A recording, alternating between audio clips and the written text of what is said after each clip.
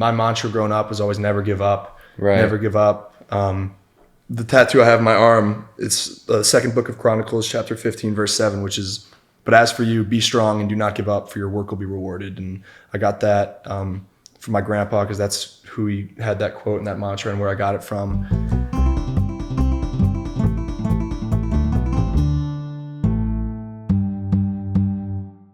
Thank you all for tuning in to the Harvester Sports Podcast. I'm Noah. I'm Austin.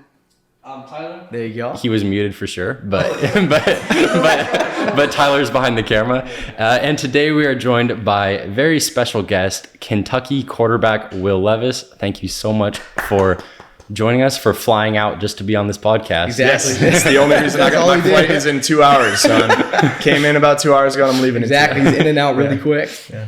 Well, it's great to be here and thanks for having me. Yeah, I appreciate it.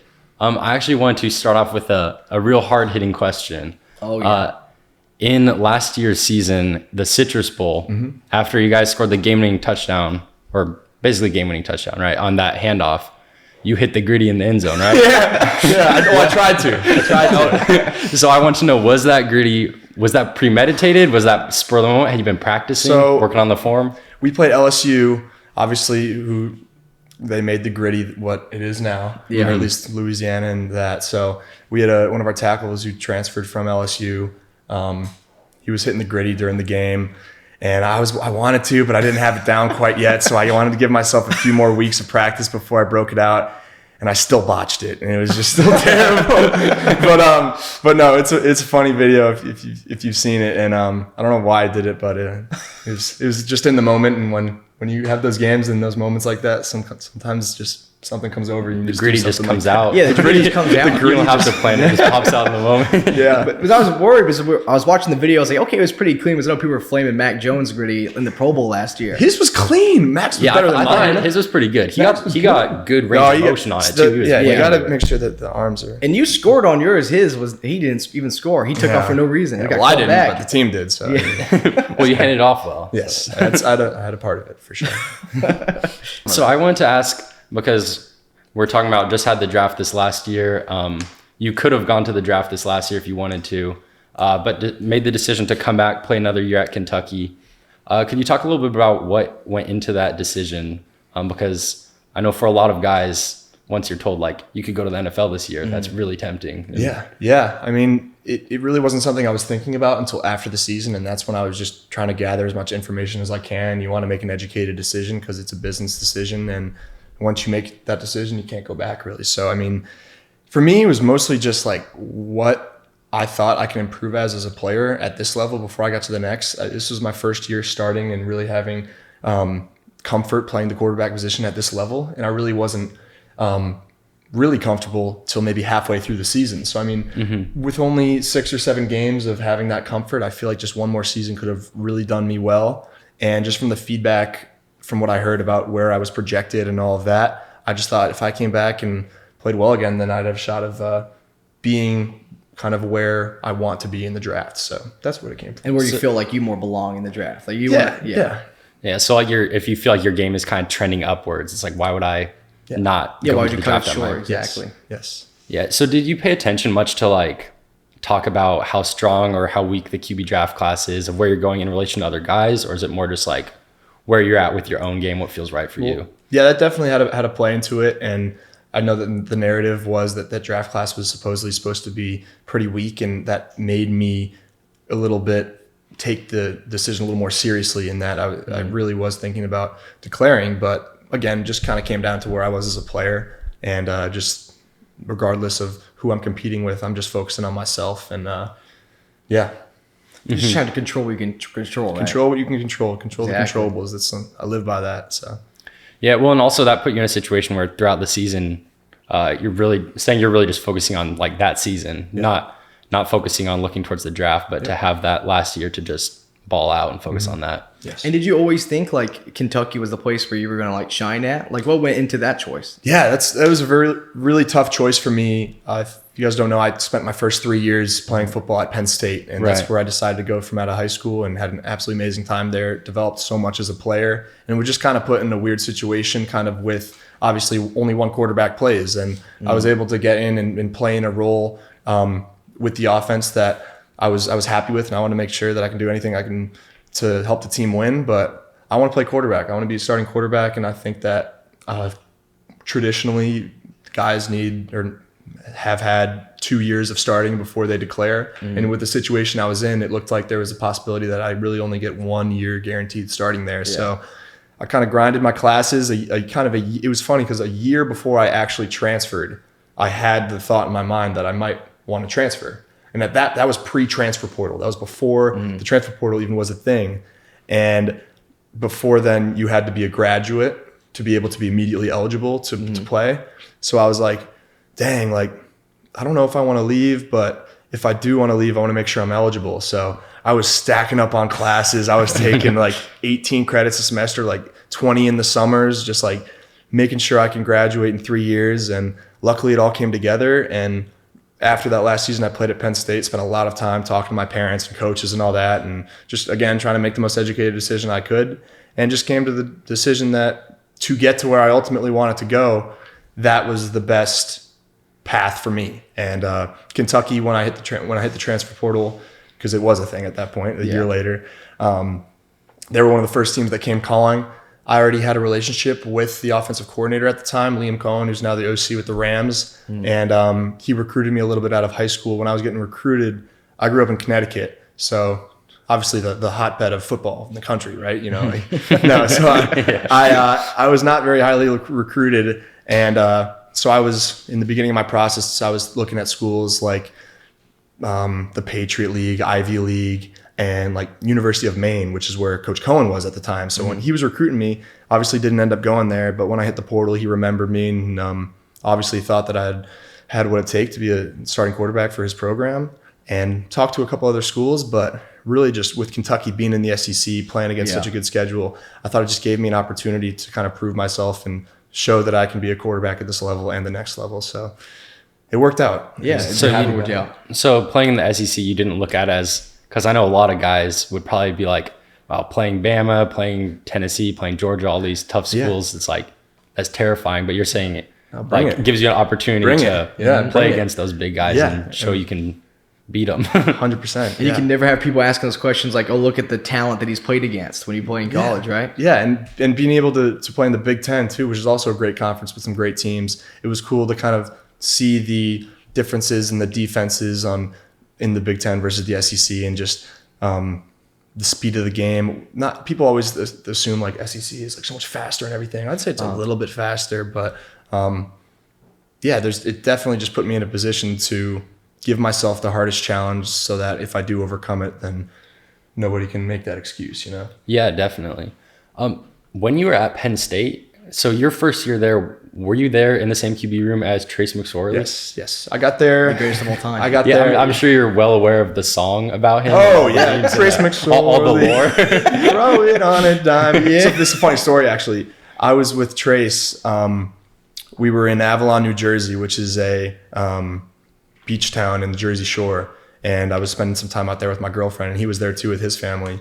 And we went out one night. We were just hanging out. It was me, him, and Mike Parsons. And there's a DJ at the bar. And I went up to him and I said, hey, you know who that is right there? Trace McSorley? Yeah, play the song. He didn't play the song, but that was funny. Every time that I see a TikTok or something with that on my page, I'll send it to him. And I don't think he likes it, but no. Trace was great. Yeah, I got there. From high school to college, I wasn't going to go somewhere where like, hey, like, when can I start as early as possible? I just wanted to go to a school that was going to give me a good education, a good social life, and a great football experience. So when I got there, I was like the 5th quarterback on the depth chart. There was Trace McSorley there, Tommy Stevens, Jake Zembeck, Sean Clifford, who's there now, and myself. So just a great room with a lot of great just athletes, people, and quarterbacks. And I was able to learn a lot from them. And Trace has taught me really how to be a leader and just how to be a good teammate, and for that I'll always be thankful for him. And that's cool to see that like you were also focused on like stuff outside of football, like getting your education and stuff. Because a lot of times we talk to athletes and they're like, this is like the one thing I'm focusing on, and they're going all the way. But it's good to see that you were kind of focusing on after football and stuff too. Yeah, for sure.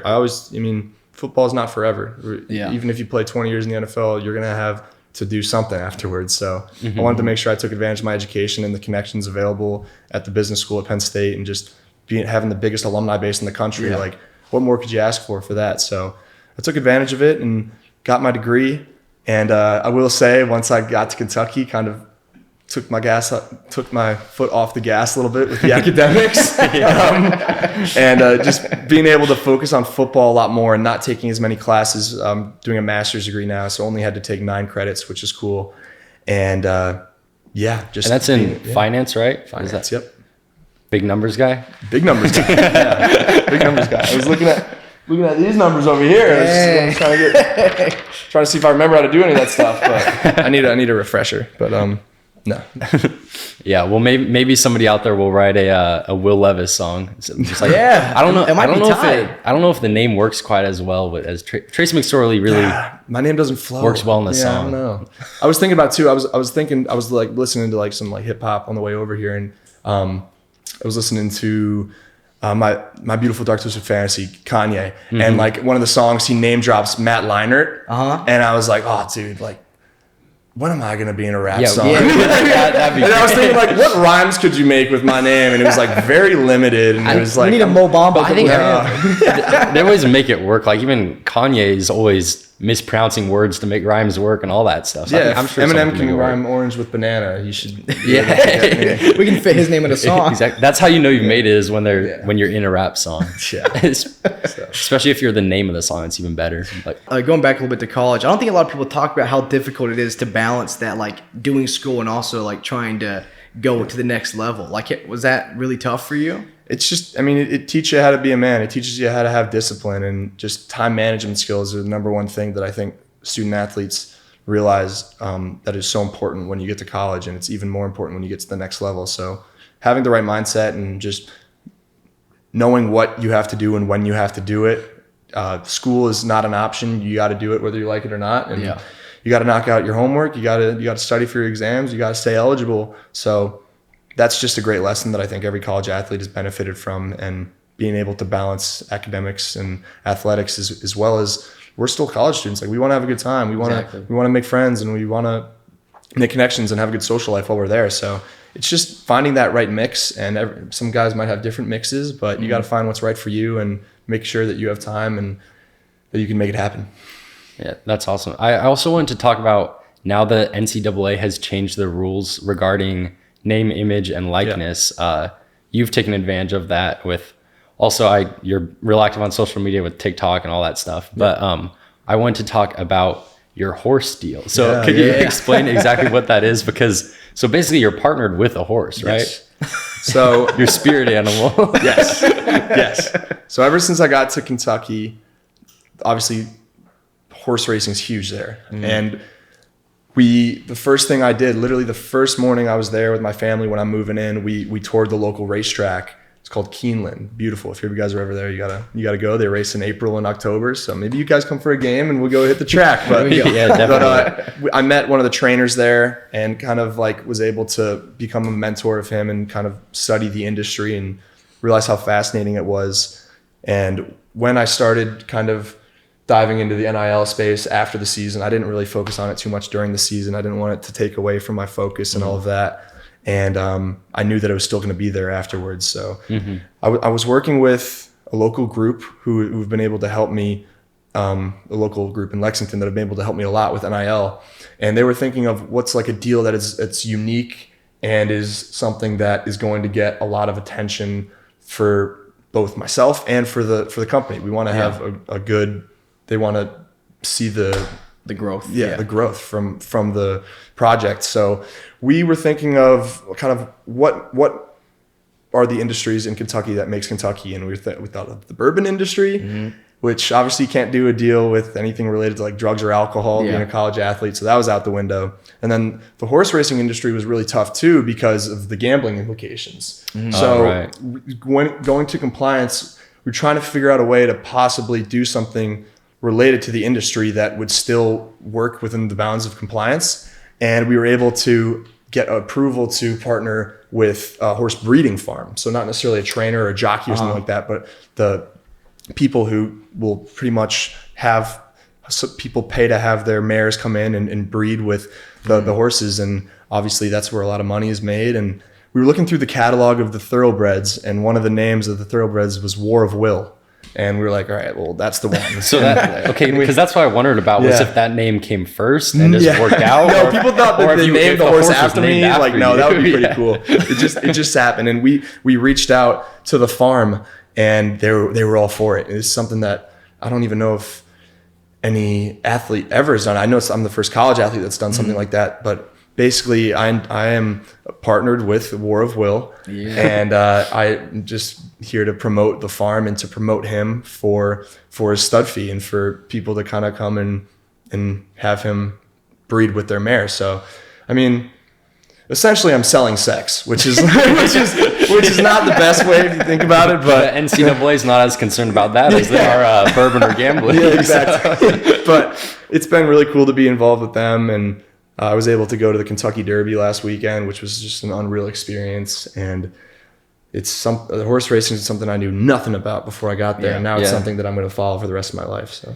no, well, that's something that I've lived in California my whole life, and don't know that much about Kentucky, but I know horses that's a Kentucky thing. So was that Derby must have been pretty exciting, pretty crazy one to be at, right? It was really, really cool. I was there with a trainer who I had met when I was first there in Kentucky, and he had a couple horses running throughout the day and a couple in the main race as well at the end. So obviously I was rooting for those two, and we're watching, and they're doing all right. And then all of a sudden, Rich Strike comes around the bend. That last stretch. 80-1 odds. And I'm sitting there with Wandell Robinson, my receiver who just got drafted by the Giants. And I mean, we weren't like betting too much. We put a little money here and there, and he just on a whim just like put like X amount on Rich Strike, 80-1. So he was just going crazy, and we're all just like freaking out. But it's such a cool experience. I mean, because you get to get just dressed to the absolute nines, all the suits and just the pageantry of it all. It's a really cool event, and I'm gonna have to make it a trip every year now. Well, the Derby that's a dress code that not many occasions where you get a dress that type of fancy too. Yeah, and speaking of NIL, I was able to get I had to go to a local suit shop to get measurements for a tux for this event I had to go to. I've never owned a tux, never owned a suit in my entire life, and I told to do that. And we were talking about the Kentucky Derby, and I was like, yeah, I'm actually gonna go.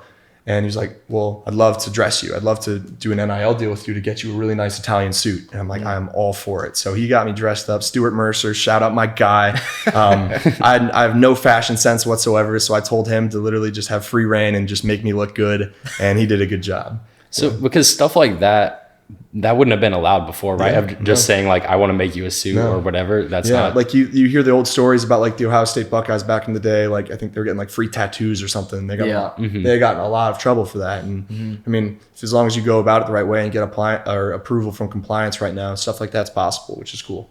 Yeah, it opens up a lot of doors for college athletes. Yeah. And also it arguably makes guys less likely to want to declare and move on early. Yeah. Because having those opportunities, you're not like, all right, I want to get to the league, get a big paycheck. Yeah, I mean, it's the wild, wild west right now. There's not a lot of regulations with it. And like that's why you see these headlines about these players being offered X amount of money to transfer to schools.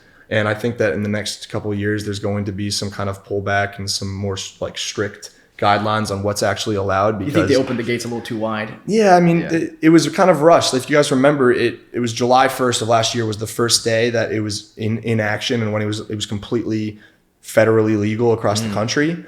And we didn't know until a week before that. And we had heard murmurs and all this stuff. And I was like, well, I mean, obviously, if they do something like this, they're going to announce it and then put it into effect like a year later, so they can avoid stuff like this. But no, people just hit the ground running with it. And kind of because of that is why I kind of took a step back and I was like, wait, I'm going to let this kind of mature and kind of see how it kind of exactly. I didn't want to jump in it right away. Obviously, with the season coming up too, didn't want to put too much focus on it.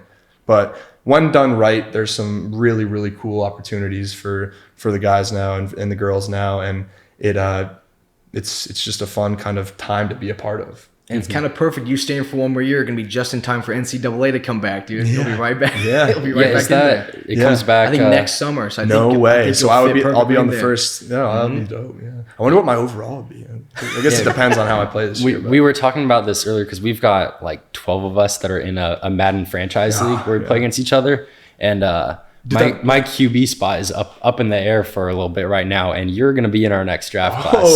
So I don't know they do that. So they actually take like the. Well, you can download updated rosters. He's the commissioner, so he knows better than I do. I got you. I already know your overall, man. I'm cheesing. I'm saying, no one take him. It's fine. Just leave him. Let him slip. Let him slip. Right now, my QB is Sam Howell, who because I'm a UNC guy. I love Sam Howell, but what about the recent headlines? He is god awful in Madden, though. He cannot throw the ball. Have you seen the recent headlines? Does that worry you? Depending on what these headlines are. I guess it came out that I'm concerned now. He only eats chicken. He's never had a burger or steak or seafood in his entire life. I saw the love for Sam Howell drop in his Yeah. eyes after you said that. Yeah, I don't know if I can trust him after that. That's especially coming from the South. He's not eating good barbecue down there, just chicken. No, it must be some good chicken. Taylor Next Heineke might have level to get that discipline. starting job again, man. Yeah, I'm gonna have to start Taylor Heineke. He probably eats burgers, but We might have to get you in a derby suit for the draft then, dude. You might have to go full on. If you're there for it, yeah. you might have to walk out in the full... Oh, yeah. Yeah. Well, the draft next year is in Kansas City, which, like, sucks because this year is Vegas, and it's, like, Vegas the and ultimate Kansas City. destination. Exactly. But, I mean, obviously, if I'm in a position where I can be drafted that first night or second night, then maybe I'll be there and maybe just have to hit up my boy Stewart and get another nice suit dealing. So approaching this next season, because everybody's already doing, I mean, the season's still a long ways away and people are already doing mock drafts, talking about, I know you said you probably try not to pay too much attention to that, but when there's all these high expectations for you kind of from your personal game, how do you balance that with like what you want for your team going into the season versus also you want to have a good season on your own and be ready for the draft and stuff like that? It's all about the team. And I know that's the cliche answer, but it's completely correct. It's the quote that sticks with me is with team success comes individual recognition. So if your focus is on the team and if the team has a good year, then all the stuff that you're looking for personally will just fall into place. And like we talked about, like control the controllables, focusing on yourself and not kind of listening to that outside noise. I'll admit, like it's cool, but I mean that's the only thought I think of, and then I just kind of just throw it away and kind of keep moving. But I mean, my kind of goal and what I really just am trying to do this summer is just better myself and better the team, and just making sure that I can bring the guys along so that come fall camp, come game one, that we're in the best position to win as many games as possible. If you're a smart scout, that's what you should look for too. So a quarterback that cares about the team, I would think, is kind of an important quality to have in a leader. But Wait, so do you guys do some scouting of your own? We do some scouting, man. Yeah. How did your mock draft? Dude, it went downhill quick. Yeah. how many QBs did you have in the first round? I had like 3. I thought for sure Malik was gonna go. This is all the buzz the whole year. It's like Malik's gonna go to the Falcons. Malik's gonna go somewhere. Yeah. And then they started slipping. I just felt bad because the dude was there, like sitting in. I'm like, that's the worst. That's the worst. And they keep panning to him, like, stop showing him, dude. Like, this is not a time. Yeah. My dad is super into mock drafts. He does them every year, usually through like the first round or something like that. But he's a big Raiders fan. Didn't have a first or second round pick this year. So this year, because of that, he did his mock draft all the way through like 3 rounds and stuff. He was like, well, it was as accurate as it could have been. The people who do all 7 rounds, it's like when you get to the third, it's like, what are you doing? Like, well, this year's so many trades going on too. You never even know who's picking when or where, but it's madness. Some of these dudes are harsh. Like we were watching NFL Network, watching a different channel like towards the end of the draft, and they're like, oh, this dude, like he has a chance to make the roster. I'm like, these dudes are harsh on TV talking about these guys getting drafted late. It was weird. It was like, so like the first round is like they talk with like everyone, like everyone's hyped up. But it was weird towards like the end of the round, like the 7th round. It's so weird how like for no reason they're just disrespecting the guys. Plan out these guys' career, like saying he'll probably get cut and come back on practice squad. Yeah, it's like let him enjoy the night. I don't know why they do that. It's kind of weird. It also like it shows the disconnect between like the media and the NFL, and kind of like a lot of the times like these guys don't know what they're talking about, and it's the only people who really know are the teams that are involved picking these people. And as much as they might think they know, like these teams have motives that nobody else could possibly ever know. So that's why like I mean, you can't even pay attention to those mock drafts or anything, and just goes back to what I was saying. Well, and I think that's why people talk about like it's important to be able to take criticism or whatever, but there's also like different types of criticism. You got to know who to take criticism exactly. from. Yeah. If it's someone that you know that they have been in your shoes, they know what they're talking about, or they're kind of a coach or just someone who has seen the process go, then that's someone that you can take that from. But if it's just some slap who doesn't know anything, never played the position, you take it with a grain of salt for sure. Someone that's trying to get good ratings by yelling hot takes in your camera or whatever. It works though. I mean, they got to keep doing it. Yeah. Hey, everybody's got to get their bag. Like Tom Brady signing with Fox, like that's someone who'll be, okay, I'll listen to him. You know what I'm saying? I'm not going to listen to these other guys. But also that's a insane deal. He doesn't even know when he's going to retire yet. To give him the headline, it's when he retires. Like that's like, just like what a legend. What a legend. Like, I was said he had a panic attack. Yeah, I woke up, saw on my phone Tom Brady signs 10-year. Tom Brady signs 10-year, $370 million deal. I thought it was like like to play quarterback. I was like, he signed a 10-year extension at 45 or whatever. He's I grew up in New England, being all Boston sports fans and Patriots fans. So I mean, I idolized the guy growing up, and I think one of my personal goals is for him to be still in the league when I get there eventually.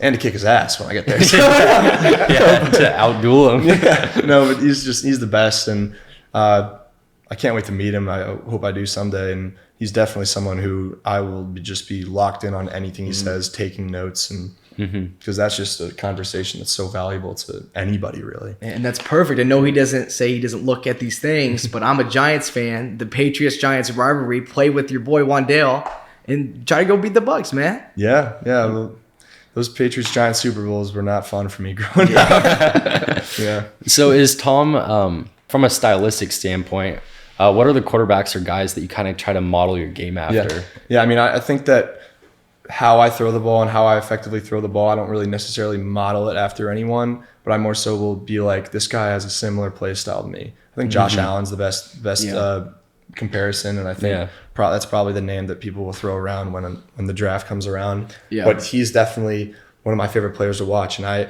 had the opportunity to meet him and talk to him and just pick his brain because of how similar we are. And the first question I asked him was, dude, like, how did you learn how to slide? Because I need to learn how to slide. Because you still see him, he's lowering his shoulders, getting those extra yards. But as a quarterback and as the face of the franchise, you gotta be smart with when you're putting your body in jeopardy like that. And I have had the mindset of playing football that I'm a physical guy, and I'm not gonna I'm gonna take contact because I feel like I'm as big and strong as anyone on the defense, you know? So, I mean, obviously the guys are a lot bigger and stronger at the next level. So, and even at this level, so I just got to be a little more careful and just keep an eye out for my body and know when to use my legs and use my physicality when possible. Is that being sort of a dual threat quarterback and utilizing the run game and also just kind of moving around in general? Is that something that has always come natural to you just as an athlete, or is that something that you really have to kind of focus on practicing and implementing that physicality? Yeah, so growing up, I didn't play quarterback till I think seventh grade, and I was always a running back and linebacker. So that's where it comes from. I mean, growing up, that's kind of the type of game that I played. And when I moved to quarterback, I still had that kind of running back just mindset when I was playing. And then, funny enough, in high school, I rarely ran the ball, and it was mostly just because they didn't want me to get hurt and all that. But I always made sure that I was training my speed, training my agility, training my strength.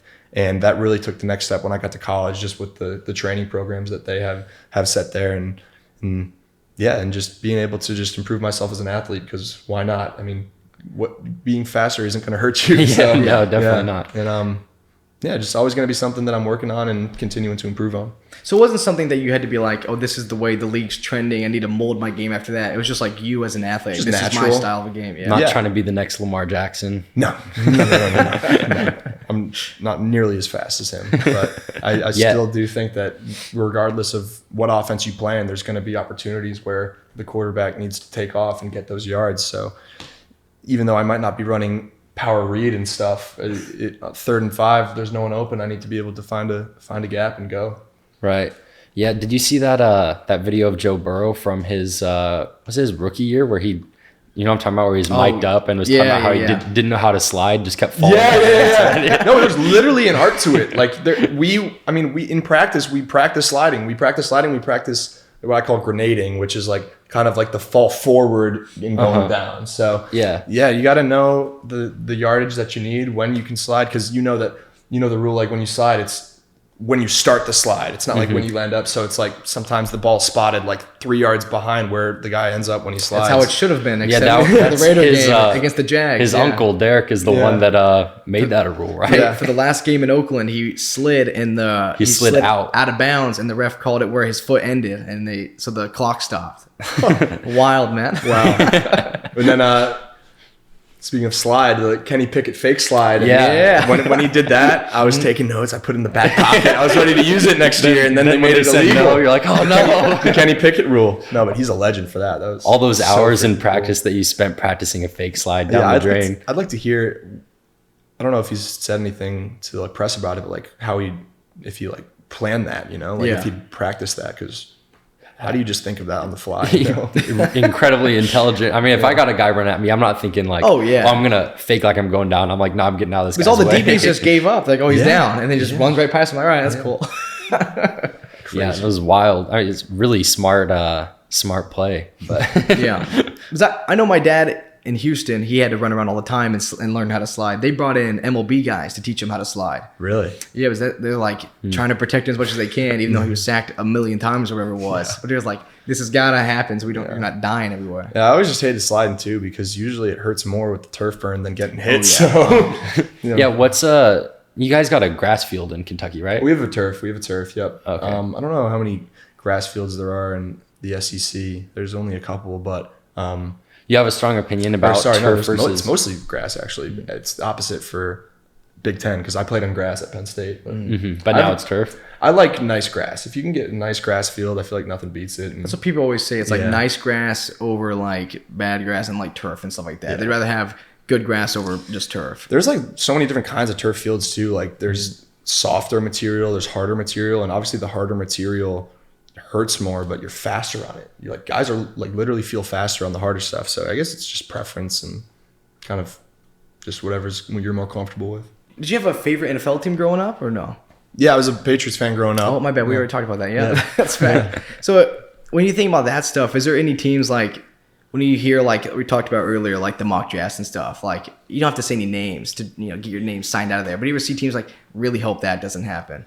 Yeah, I mean, from talking to the agents and doing this process, a lot of their job is trying to get you to the best team possible for your situation. And sometimes it's not going 1 overall. Sometimes it's not going 2 overall. But I'm just happy that anyone would be willing to have me on their team. And I just want to play football, and I don't care where it is. Yeah. So how early did that process start where they start coming to you? Like it's like midway season, they start coming to be like, this is what it's looking like. These are what teams we've heard from. Yep. I don't know how that, because I didn't start talking to the agents and stuff till maybe just like a few months ago. So that's probably how it is throughout the season. I'm trying to decide who I signed with before, so that I do just have that kind of one person that I can just have that connection with. But yeah, that's how I imagine it is. And I don't want to hear too much about kind of where they kind of have me throughout the season, because again, just trying to focus on the team and the next game at hand. But they have all those agents and all the people kind of with those ins have a lot of great connections that are able to give you a lot of useful information that will help you in any decision that you make. Is that when most guys start the draft prep, is sort of before I guess a lot of the times guys don't know if they're declaring or not, but guys start prepping for the draft kind of their last season in college, or? Well, the real draft prep process doesn't start till after the season. Okay. So you play your season, and it's pretty much like the next day you go out to wherever you're training, and you have those few months to just get your mind, body, and soul right for the draft that comes up in March. So yeah, that's how the process works. Excited for that process? Excited to see it all through? Yeah, well, I'm mostly excited just because it'll be the first time in my life where I can literally just focus on football and just focus on getting my body right, not having to deal with school, not having to deal with any other outside noise. And the transformations that guys make in that 3-month period, both physically, mentally, and emotionally, is amazing, and I'm looking forward to that. It was before we were trying to balance the school and everything, but now it's just like, here's your job. Like, this is going to be your job now. Yeah, you're a pro now. I mean, that's why I like the summers too at college, because you don't need to take classes, and I didn't take classes last summer, so I could literally just kind of treat it like I am a pro. So I was kind of getting my priorities straight, making sure my schedule's set, and just treating my body like a well-oiled machine, you know. And it's fun. At what point did you kind of not come to grips, but sort of realize that NFL, that football was or could be your future? Because obviously, even now you're pursuing your master's degree,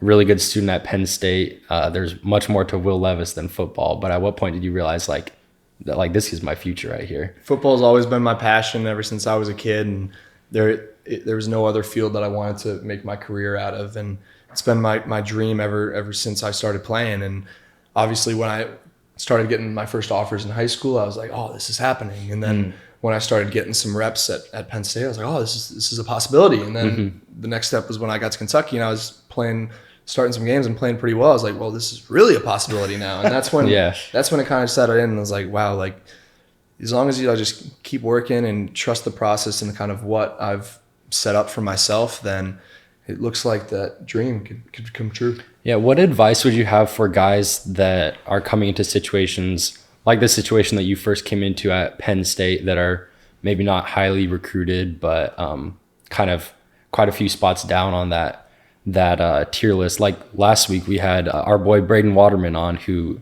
plays quarterback. He just committed to play at Ole Miss, but he's coming in as one of those kind of lower on the totem pole quarterbacks as a young incoming guy. Yeah. What advice do you have for guys in that situation that are kind of lower down? Let that motivate you, man. Keep that chip on your shoulder. You know, I think that you see a lot of guys in the draft every year. They're like, this kid was a 2-star recruit out of high school. And I think that kind of edge that it gives them, that kind of extra sense of motivation is what really drove their work ethic and made them have that drive to get them in that position. So, I mean, everyone has their own sense of motivation. I know that was definitely being, I think, the lowest rated guy in my entire recruiting class at Penn State. Oh, really? That was my drive. You know, I'm going to go in there and show that I'm not just this low 3-star guy. I'm going to show that I'm a 5-star every day. You know, so yeah, that take stuff the most of every opportunity. That stuff can be like so harsh. It's like, oh, they're just straight up grading me like out of stars. Like, this is what they're putting my entire personality and skill based on little stars on this computer screen. Yeah, it's crazy. And I think that is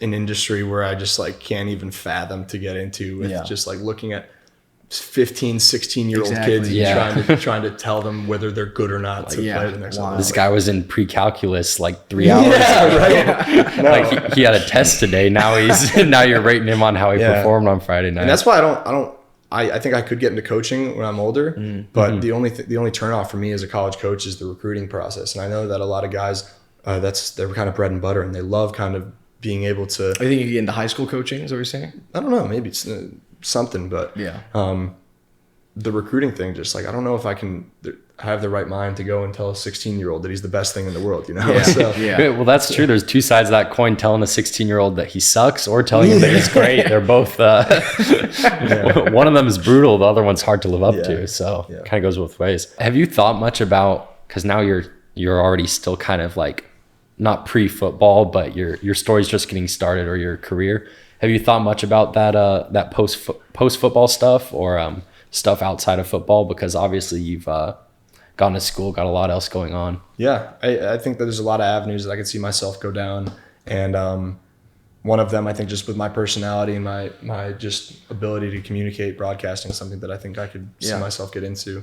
But with my finance background, I think that another job that is very, very helpful in the football world, because I think I want to stay connected to the football world for my whole life, and regardless of what avenue it is to maybe get my CFA and become a personal financial advisor for some of these athletes who just kind of need help understanding just how important money management is, and when they're seeing this kind of money for the first time in their life, to make sure that it turns into generational wealth and it doesn't just go away. It's always wild to me to see, like, to think about, like, these are like 22-year-olds that they're just giving all this money to. It's just wild. These guys are so young. No, you go from having $0 in your bank account to X amount the next day, and it's crazy. Yeah, and I always see those stats about like whatever percent it is of guys that get their first paycheck and within however long, it's like 50% of all players go broke eventually or something, and I'd love to lower that number, Yeah, definitely.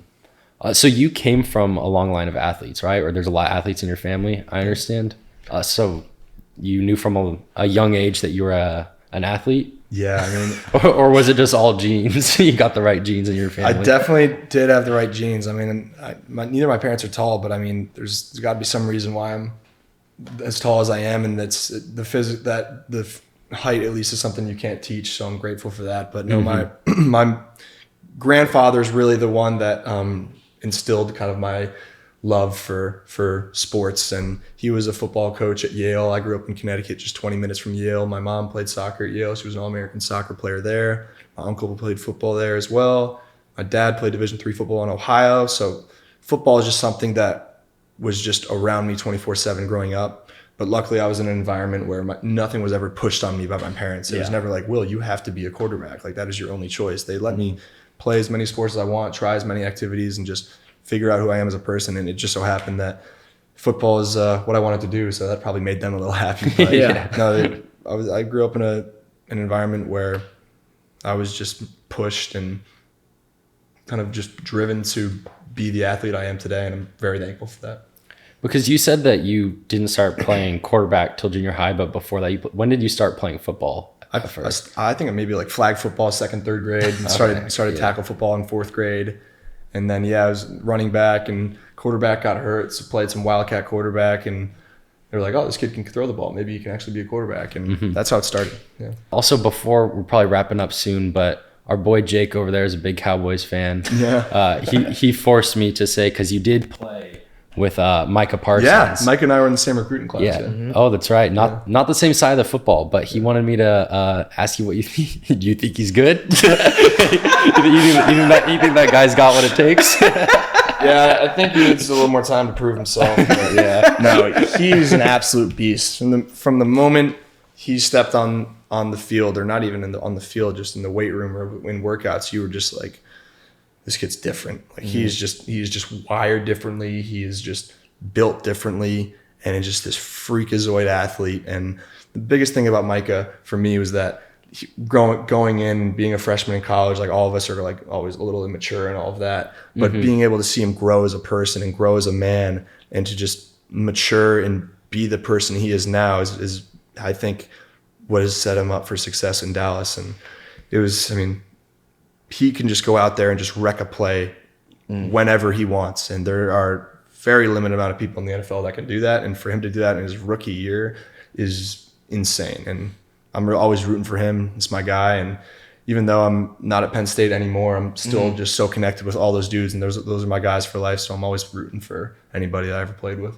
Yeah. Do people ever think, because all the times when somebody transfers, like people that don't know much better think like, oh, there must have been bad blood or something. But most of the time, guys that transfer out, I always hear they're still boys with like everybody from that team. Yeah. I wanted to make sure too that I was on good terms with the coaching staff and all of them before I left. I made sure that I sat down with Coach Franklin, obviously, when I decided to hit the transfer portal, and he was very supportive of me. And it was emotional because, I mean, I'd worked so hard. I had this goal of being a starting quarterback at this university and leading them to a national championship. And for me to kind of be like, that's not going to happen anymore, it made me feel like I was kind of giving up. And my mantra growing up was always never give up, never give up. The tattoo I have on my arm, it's the second book of Chronicles, chapter 15, verse 7, which is, but as for you, be strong and do not give up, for your work will be rewarded. And I got that from my grandpa, because that's who he had that quote and that mantra and where I got it from.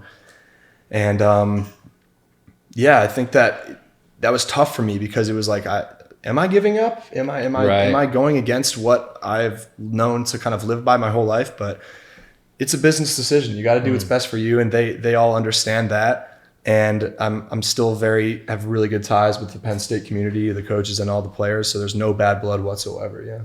And I'd say transferring to the toughest division in football is hardly giving up. Putting yourself in a tough situation there too. So. No doubt.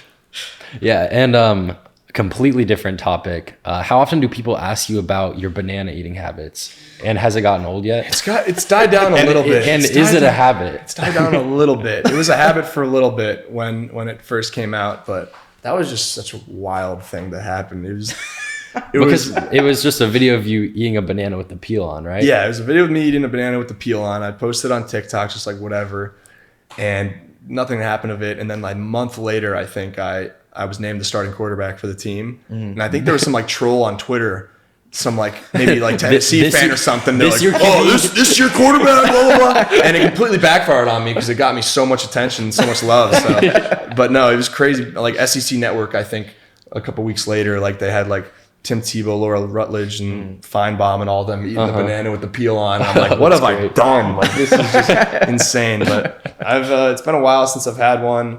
I've been in a lot of situations like this with you guys where someone will be like, "Oh, well, I have one for you now to eat." And I'm just like, dude, like, give it a rest. Is it the most awkward thing ever to hand a man a banana and say, "Eat this on camera"? The coolest thing that came about it though was the UK Banana Man crew. If you go on Instagram, you'll find them. But there's this group of freshman students who went to every football game, and they all wore banana costumes. You can't miss them in the student section every time. If you go back and watch the LSU game, one of the touchdowns I ran in, and I'm pointing up to the stands, and I'm pointing at the Banana Man, and it's been a thing. They went into all the basketball games too this year with the banana suits on. That's awesome. So hopefully it's something it's a tradition that keeps going. Get a thing going like throwing Skittles on the field after Marshawn Lynch scored and start throwing bananas. Or whatever. Oh my gosh! When he makes it to the NFL, he'll look up and just see all of us in full banana outfits. But that's hilarious. Somebody that was like, all right, I need to find dirt, something I can roast this Will Levis guy about, trying to find a scandal or something to criticize. He eats bananas weird. Got him. Yeah. But yeah, I was getting ready for this. I was like, I can't ask him about the banana. He probably gets asked about it all the time. But I was like, well, we can't not ask him about the banana. Thank you so much for joining us. Thank you. It's been an absolute pleasure. Great. You guys are awesome.